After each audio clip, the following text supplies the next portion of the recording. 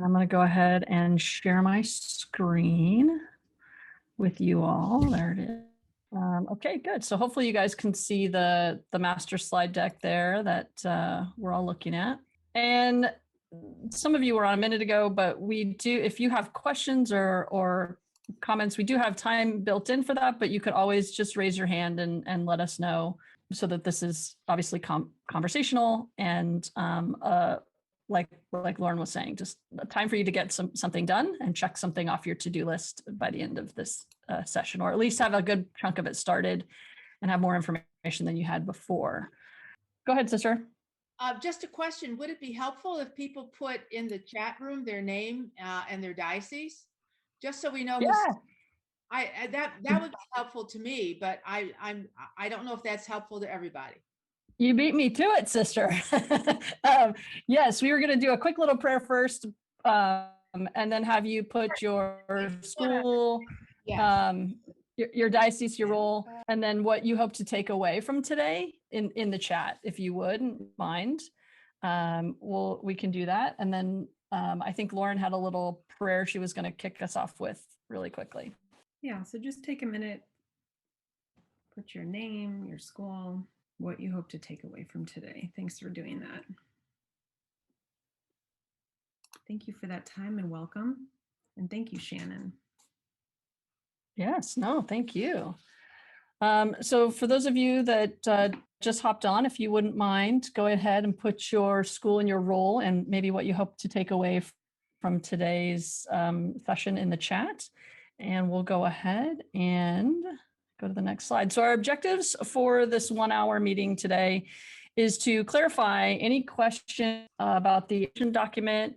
We do have some experts on the line that are here to answer some questions for us. To review the LMU EANS offerings that we have available to you, and then to discuss ideas with each other on the call. So we should have time to get through all of those.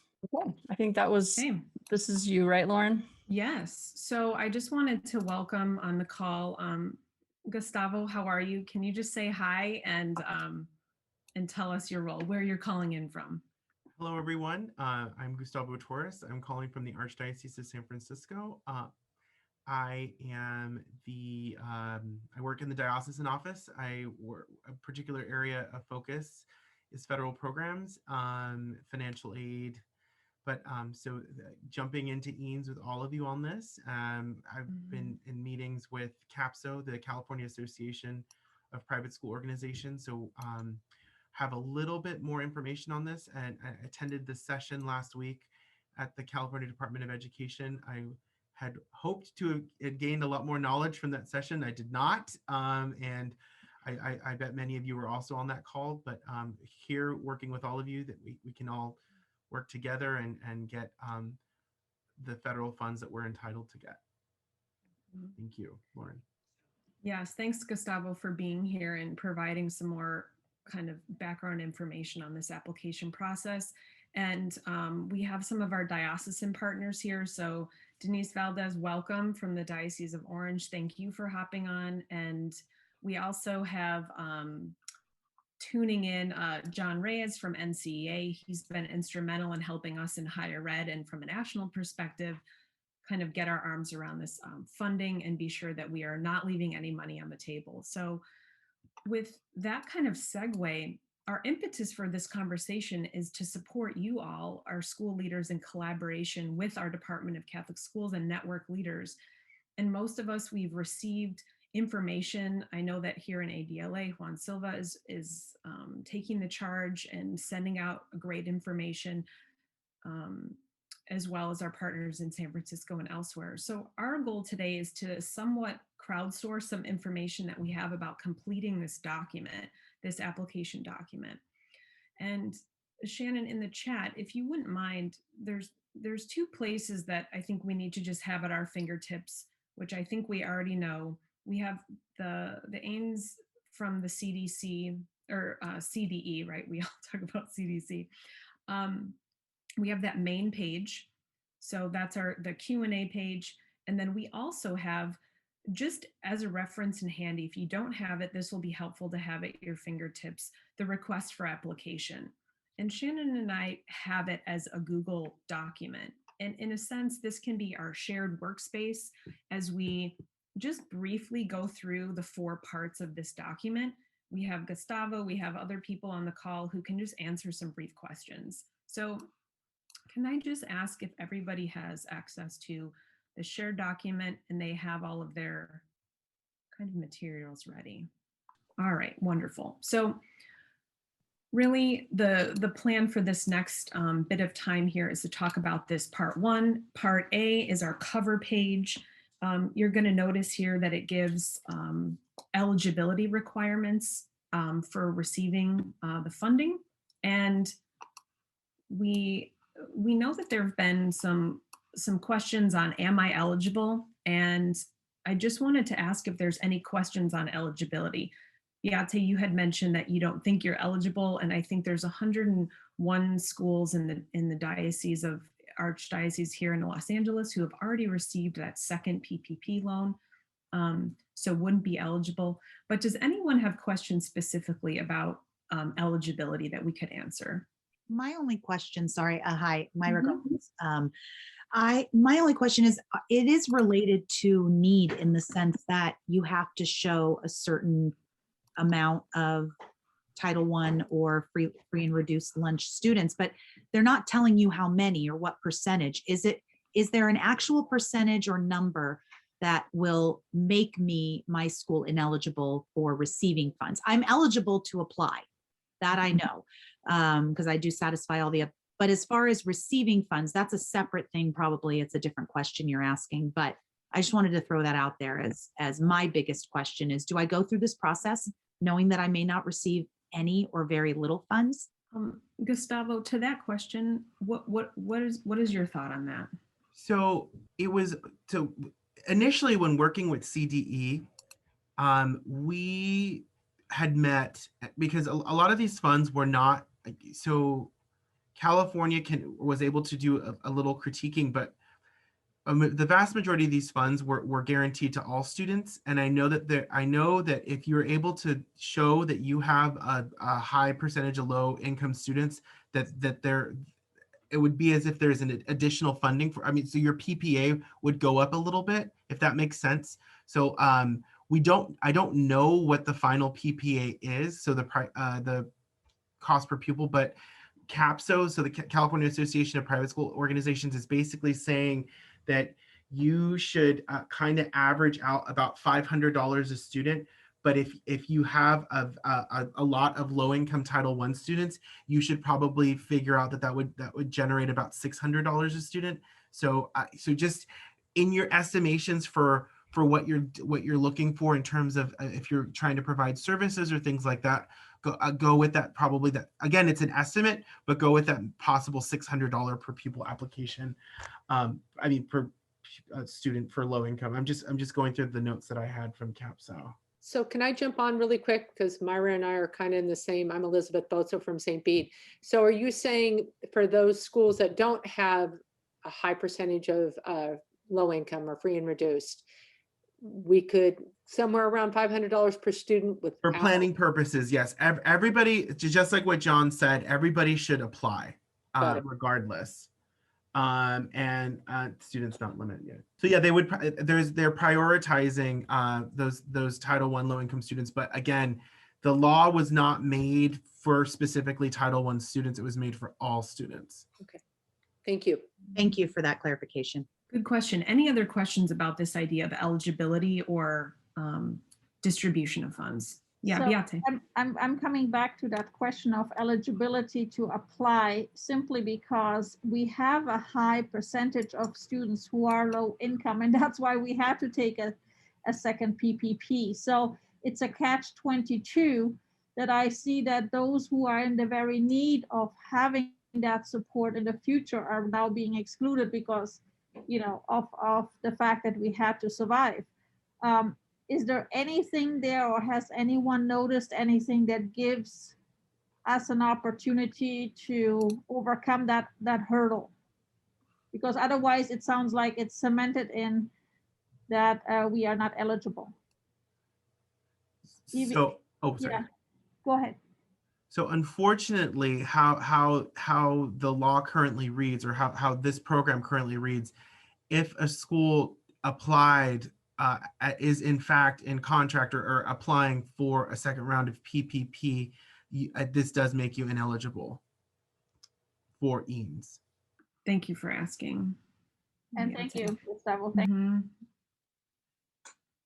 And I went by the Title I number only because that is what the vast majority of the districts use up here in Northern California. So I would go with however you determine your low income, however you do your low income data. I mean, so up here in Northern California, the districts that we work with in the Bay Area and in San Francisco, they require how they identify Title I students is they do a survey at home. Typically, we used to be able to provide tuition assistance data and free and reduced lunch, but that is secondary to the low-income family surveys that we have up here. So that I'm just using that from my experience up here. So when thinking about the sections, so the eligibility requirements, and then we have Part C, which is just exactly what Gustavo was talking about, the non-public school data, the sources that you'll be submitting. In looking over the document in Part C, do you see questions or do you have questions about that section? And maybe Sonia, you want to ask yours for the group, or? In San Francisco, we're going to be hosting a principals meeting for our principals, and so I'm working with the superintendent and some others on finalizing that presentation. But once I have that presentation done, I will be sure to get it over to Lauren so that she can share it out with all of you. But basically, what we're looking at, or what I've basically been telling people to look at is you're going to looking at Part C, you're going to look at a lot of the stuff that you already submitted for your private school affidavit. And you're going to, in terms of enrollment numbers, they're looking at what your enrollment was in 1920, not this current year. So that'll hopefully help out a lot of our institutions who may have had a dip in enrollment for this current academic year. So my question on the Part C was about the proportionality data. Where would we even get that if we wanted to use? I think I'm going to use my scholarship data because it exceeds what my Title I, the survey that you were talking about, Gustavo. And so my question is, if we decide, I'd like to see what the difference is, because if the proportionality data is better for me than my own scholarship data or my Title I data, how do I get that information to calculate? Or is it calculated already and I just have to reach out and find where to get it? I'm pulling up the PowerPoint from the ADLA, and I'm happy to share that as well. And also, I don't know if Denise, if you're still on the line, if you've talked to your schools about calculating their proportionality, and anyone else is free to hop on and answer that one. Go ahead. Myra, do you have a follow-up? I was just going to say, I attended the CDE workshop last week, and that was a question I had at the end. Like, they explained how to calculate proportionality, but they didn't give any direction as to where to get the data, because maybe that benefits me to use the proportionality option as opposed to my own. I'm just going to make a note of that too, Myra, in calculating the proportionality.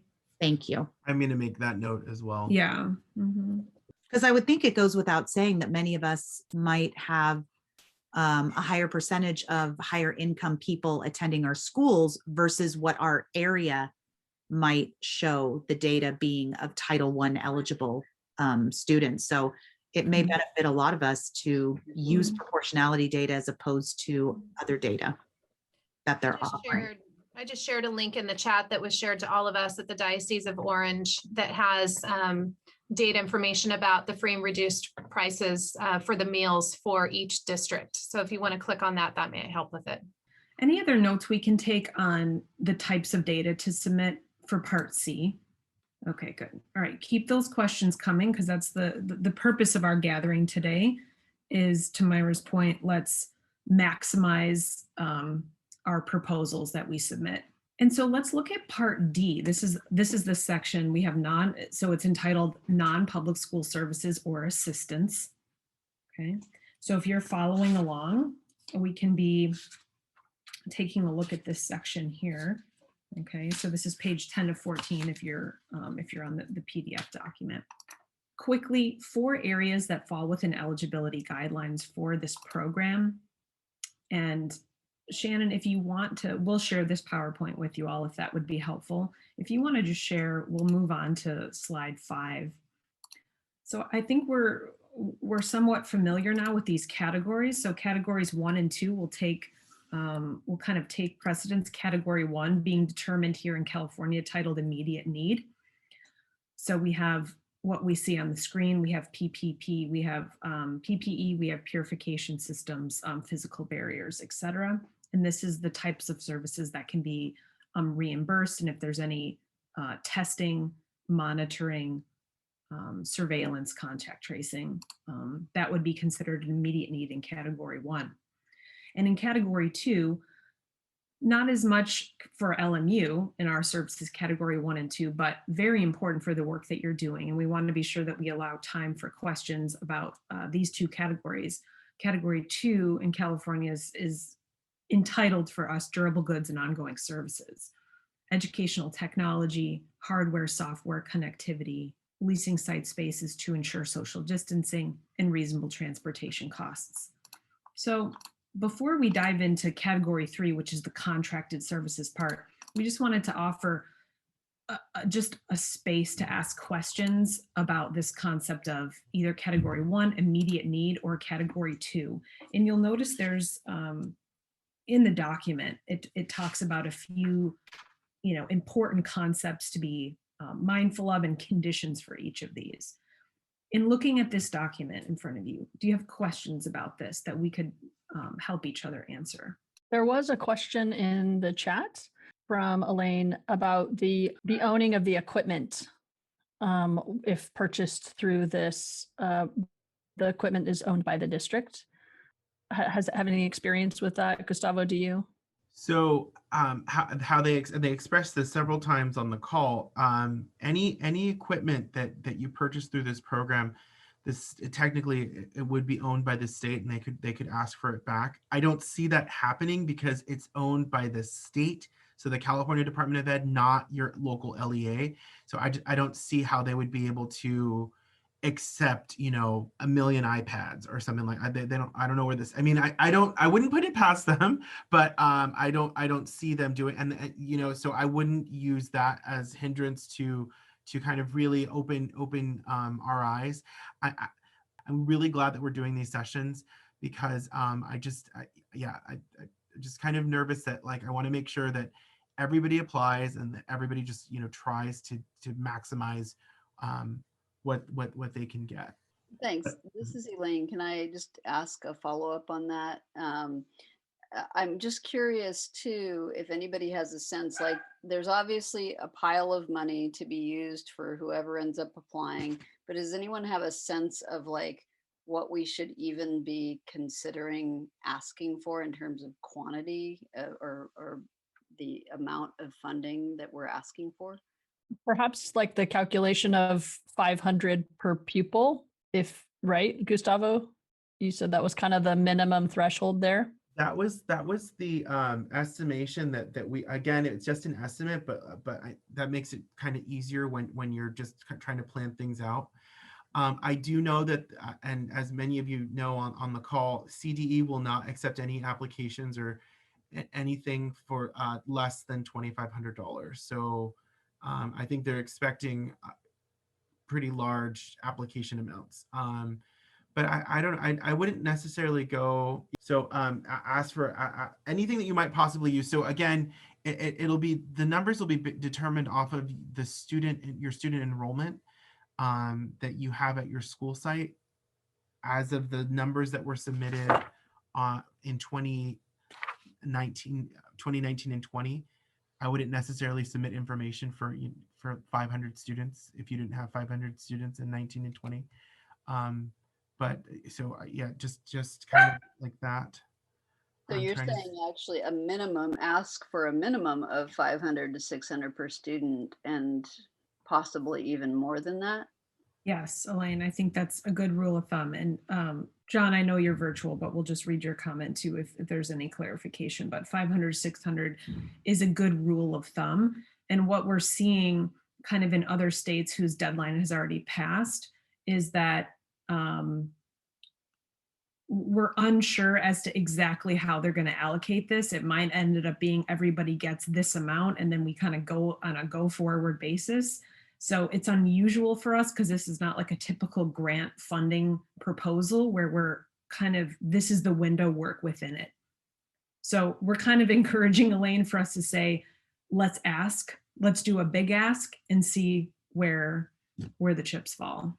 And back to what John said, back to Kimberly, that was the question that I needed further clarification for by CDE was what does it mean by transportation?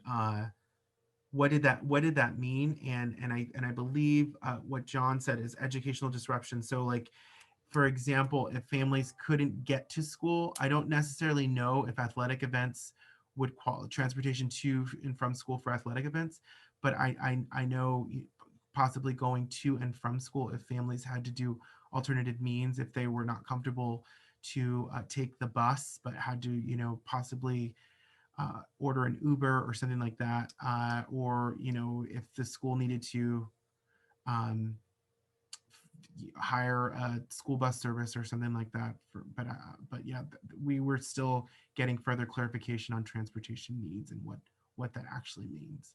For the equipment, can that be backdated for equipment that was already purchased, or does that have to be equipment, hardware that's purchased in the future? Oh, yeah. So March 13th. quarter one, which you'd have to submit your reimbursements by July 31st, includes anything purchased between March 13th, 2020 to June 30th, 2021. That would be quarter one reimbursement. So assuming that's in their timeline. And then if you're asking for reimbursements during quarter two, you'd have to submit that request by August 30th. And that would be anything purchased between July 1st, 2021 to August 15th, 21. So it can go back as far as March 2020. Rick, did that answer your question? So he asked, it sounds like category one's the most likely to be reimbursed because yeah. Right. So I think as far as, and I just wanted to clarify that, and I think as far as like the target, is what we're targeting, we're going to be bucketing expenses into categories. And so it's, just trying to, not weight it, but they are what they are. Category one, if you've got, and the CDE said that, they said, like aim for that as much as you can to get there. So, okay, that makes sense. Yeah. So to Rick's kind of point, how are we strategizing our application process so that we're prioritized, or our priorities are in line with what's most likely to be reimbursed? Based off of the calls with CDE, now again, everybody applies to whatever you need to apply for, but I know that it was our feeling that they were trying to push everybody to do reimbursements and services and less on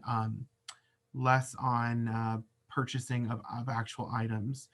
And again, if you do purchase anything that's an actual item, you need to attach an asset tag to those items. So, you buy an iPad, on the back of it, you have to put property of the state of California or something like that. Actually, the state should really be issuing you the asset tags for that. But, so there were several times in the calls that we had with them that kind of, they didn't say that they weren't going to do it, but they were hesitant on the purchase of actual items. But I'd still just try to apply for everything. So if there's any other questions for category 1 or 2, we will just put them in the chat and we will revisit. And we'll head to category 3 and talk about contracted services. So to Rick's point, the priority is categories 1 and 2.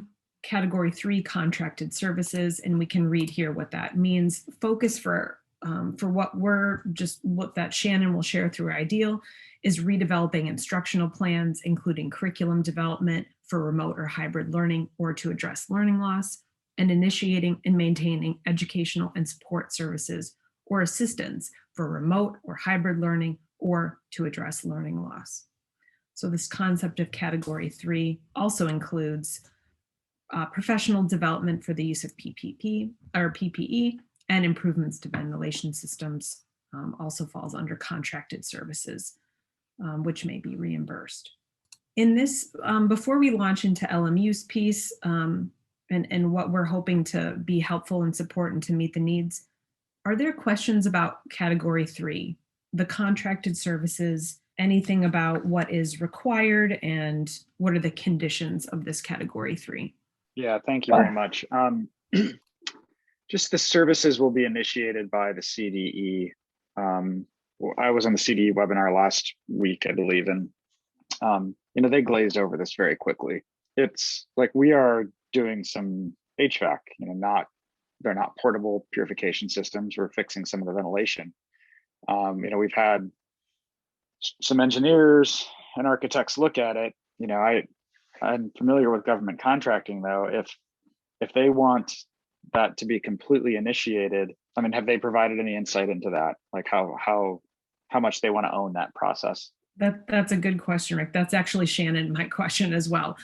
Gustavo, if you're on the line, or if possible, John, if you've seen this in other states or if other people are familiar, it's looking at the conditions under category 3. What does that mean? Services will be initiated by the CDE, and how much kind of involvement takes place in that contract? So our understanding from what we've seen in other states is that since the SEA is the one that's administering the funds, if you apply for services under category 3 for your school, the third-party agency providing those services will contract with the state on behalf of the school. Right, so if you think of like a standard contract for services, you're going to have 2 parties on there, and typically it would be the school and this third-party provider. But the initiation of the services means that the CDE, the state education department, is going to be the one contracting on behalf of the school, and that's done just to make sure that the distribution of funds is streamlined. I was in another webinar about a month ago that they said HVACs are not allowable under category 3, and that we should go based off of removable but not remodeling for category 3. Is that still the case, or is that something that you think has been more updated?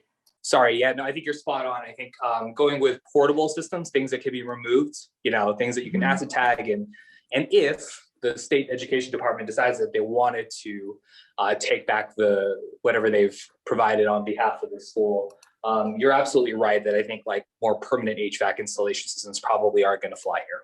Thanks, John. Thanks, Kimberly, for asking. We did have that question, and so I agree with John. Waiting to hear back. So when I hear, I will send something over to Lauren. Thanks, Amanda, for that. Windows can be retrofitted or fixed but not replaced. Okay, good question. So anything else you're thinking about this contracted services, the conditions of this, what you're thinking? Have they said anything about being an approved provider? So for example, do we have to already have providers picked out by the state, or can they find folks in their area to provide these services and then the state contracts with them? My understanding is that if so you work with the LA Unified School District, correct? That's LMU, iDEAL, and other LMU. Yeah. Oh yeah. We work with quite a few school districts. So basically how this is working, it's you, just like what John said, it's you working with that third party. And instead of you working with that third party and the local and the LEA, you're working with the third party and the SEA. So it's just a different person that you'd be working with, but only because the funds are coming out of the SEA and not the LEA. Great. Thanks, Gustavo. Thank you. Okay. So I think now, Shannon, if you're okay with it, keep the questions coming. Let's talk about some of LMU's EANS-eligible opportunities, and just know that LMU would then be contracting with the SEA in this particular case for contracted services. I'm dropping a link in the chat. That is the website that we've put together for the EANS services here. And I don't want to spend a lot of time on this because you have it. I just want to point out that all of this stuff in red are links and information. This is a joint effort between the iDEAL Institute and the Center for Catholic Education out of the School of Education. These are the 4 areas for funding here.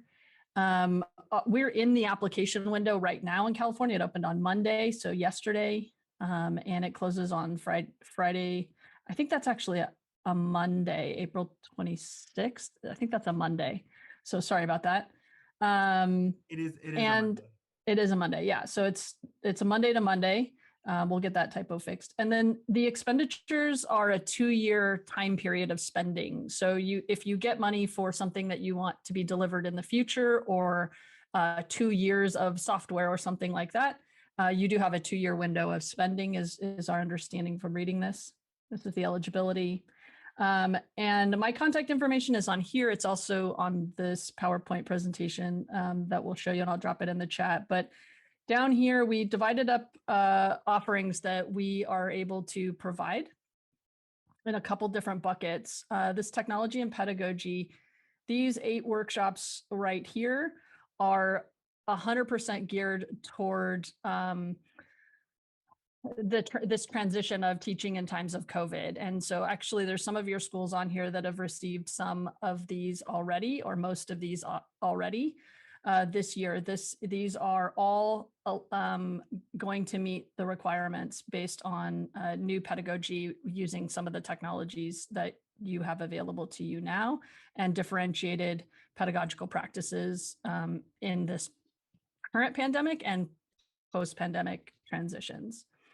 The section that says, oh, by the way, these are all accordions. So if you click on this little arrow, it'll expand to tell you what these workshops are. That way, when you're filling out the application, you can cut and paste. If this is one that you're interested in, you can cut and paste from there.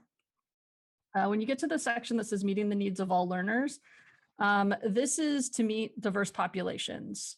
So there is a specific UDL and a specific assistive technology. So it's not just for special education, it's how these opportunities meet the needs of all learners, especially as we think about these new ways that we're teaching and new supports when we can't do a lot of the stuff that we were doing 18 months ago.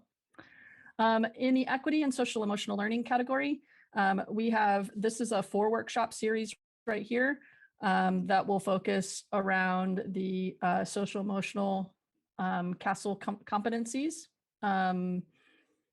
That Lauren will be working with us on that one. And then these 2 are hosted by Sister Rosemary when it comes to equity and some resilient leadership. The final bucket is coaching services. This is a little more vague, but it is a 10-hour block of coaching for either administration or teachers, where we can specifically find the right person within the School of Education that could support really intensely around issues that you might be having related to the transition in and out of these COVID times, and around any of those other topics that we've talked about above. So it's really specific coaching blocks. So any questions on how to navigate this website? This will really be the website that you will be able to get if you want to engage in any of these services. And again, remember that, nothing under $2,500. So you'll want to pick at least 4 of these workshops, or a series of 4. Like, for example, the social emotional learning one is a series of 4. So that's how you'll be working through these. Everything else is listed as 1, if that makes sense. Any questions on navigating this website, or no questions? Okay. Okay, so we have our dates up here. I think we're all familiar with this. due on April 26th is our final application, and that is loaded up to the portal that is on our CDE website. So if you need help, let us know with that piece. And we should be hearing on or before May 12th on the status of applications. And then there is an appeals process that follows should you not be granted funds that you have applied for. And so what I'm hoping now is that there's further questions about further questions or comments, how you're thinking of strategizing your application document, or anything general for the good of the group gathered. This is Elaine. I apologize because I was not here right in the beginning when you were talking about the eligibility settings. And there was a reference to eligibility being drawn from a local district versus a school. And I'll be honest, my school is in a very wealthy area. It's in, you know, and we have very few free and reduced, you know, people who would qualify for that. But what was the reference about using your local district numbers versus using your actual school numbers? Oh, proportionality. I believe that somebody had a proportionality question. And the only reason why I'm hesitant with proportionality is that the district is always hesitant in even providing that information to us. They eventually provide it, but they don't provide it in a timely fashion, at least in Northern California. I don't know in Southern California if they are quick to share that kind of information. So our best approach is probably, if we have our free and reduced numbers from doing E-rate applications, for instance, just go ahead and use those. And then John also pointed out that if you have other means of determining low income or anything like that, those are just two instruments that you use. But if you use something different, you can apply that as well. Right. So if you have financial aid applications that you use to gather income information for families, you can use that. If you use a family income survey, so I know that, you know, in the Archdiocese of Los Angeles, when we needed to get eligibility, but didn't necessarily have, you know, actual participation, the family income surveys helped. That can be used as well. But you had mentioned sort of your techniques for getting that data for E-rates. I imagine all those would apply. Any other questions or clarifications? First of all, Lauren and I want to say that we don't have all of the answers. We're learning Clearly. and got all of the information right along with you. So I love how Lauren kicked us off in the beginning saying this is sort of a crowdsourced opportunity. We've relied on a lot of you guys that have attended the sessions that has been put on by the state, and just previous experience, and folks like John and Gustavo who have sat in and are much more knowledgeable than us. Our goal really at LMU is to be here to support you through this process, as we are your partners in other areas as well. And so we want to continue to support all of you who would need it. So that's really our goal here. And if we can do that through providing a service to you, that's great. And if we can do that just by hosting these webinars, that's fantastic as well. So we're your partner in all things that we can be. And we know our lane. So we know the lanes that we can stay in, and that's why we've really selected these specific ones that meet the criteria according to what we know currently about the way this will be funded. Obviously, we have other things that we offer and provide. They just didn't qualify at this point, but that doesn't mean you can't reach out to us for other external services. Yeah, Sister wanted to, I think, mention something, and then we'll maybe if anyone wants to share their next step. So if you just want to put that in the chat, what did you learn? What do you want to do next? What do you need more help on? We're going to save the chat, and we're happy to follow up with any other questions. I know there was another Windows question that we have to get back to, but go ahead, Sister. Anything you want to share? I would love to share if there are desires for you in terms of professional development, in terms of experiences that will help you move forward with hope and great expectation, or help you in some way to prepare yourself for the next stage of the journey in education at your schools or in your diocese, please let Shannon or Lauren or me know. And We would be very grateful to have your wisdom and your sense of what would be the most valuable to you as we move forward together. And we realize all the issues that you're dealing with, the educational issues, the social emotional issues, the reality issues of your families, and certainly of your students. So please let us know what would be helpful to you. That's number one. And number two is, I want to thank Lauren and Shannon for bringing this group together. And in some ways, our coming together is a responsibility. Let's pass on what you've learned today to kind of expand the learnings across a broader group. And this is a new thing for all of us. This assistance program, and it's kind of being developed as we're engaged in it. So things will become more pronounced as we move forward together, but let's just stay in touch with each other and assure that we do move forward together, and just know that we're in the reality with you. We're in this with you. And our prayers, our hearts, and our hopes are with each of you and all of us together. And it is a long journey, as we heard in the beginning prayer. It's not something that necessarily will all be wisdom or wise tomorrow. It is a journey, and as we know, education is a long journey. And how we make an impact, we'll probably know maybe years from now, days from now, but certainly not necessarily today or tomorrow. So thank you very much for your attentiveness. And thank you so much for what you do each and every day. Thank you for that, sister. It is a long journey and the window is short. So the window is short to submit this. Short. You're absolutely right. So it's a long journey and the window is short. Okay, we know we have partners in our diocesan support team. So we're ready to partner with them and make sure that we're all on the same page. Does anyone want to share any next steps or what they intend to do between now and when you submit? We were basically encouraging, so sorry, I know I keep talking.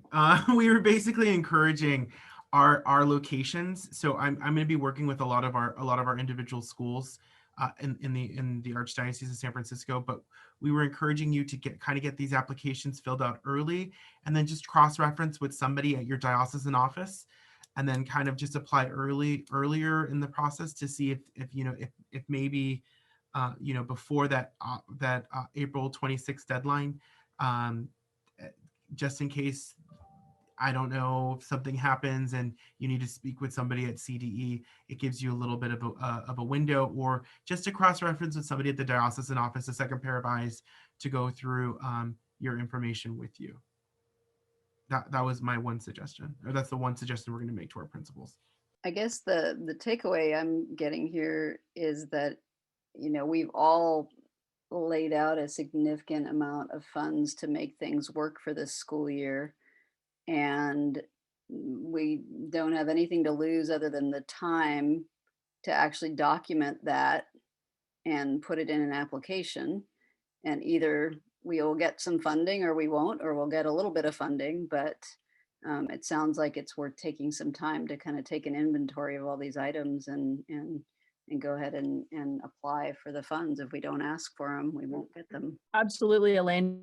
I would even say do some forward thinking. So don't, it's that obviously in that category 1 is looking back and getting reimbursed for some of the initial funding that you have laid out, but also don't hesitate to look ahead and try to project what might be coming down the pipeline to help you transition back to whatever is coming up post-pandemic in education, which is a highly unknown situation right now. That's what a lot of us are thinking about in these spaces.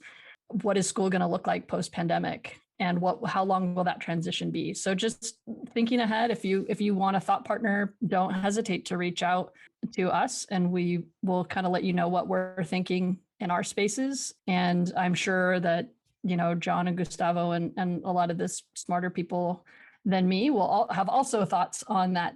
I love to quote Sister Rosemary on this. She says, we're not going back, we're only going forward. We're not going back to the way it was on March 1st, 2020. We will have a new look and feel, hopefully, in education as we transition out of this pandemic. So It's very exciting. And we honor your time. We're 2 minutes out. Lauren, if you don't mind, I'll share the last screen that has our email address on it. Yes, that'd be great. And I just want to mention too that NCEA has been a great partner to us, and John Ray is on the call, single-handedly almost built an entire website, a partner's guide for all of us in Catholic Ed to take mention of. So because our website at LMU just went live, we will also be on this site as well.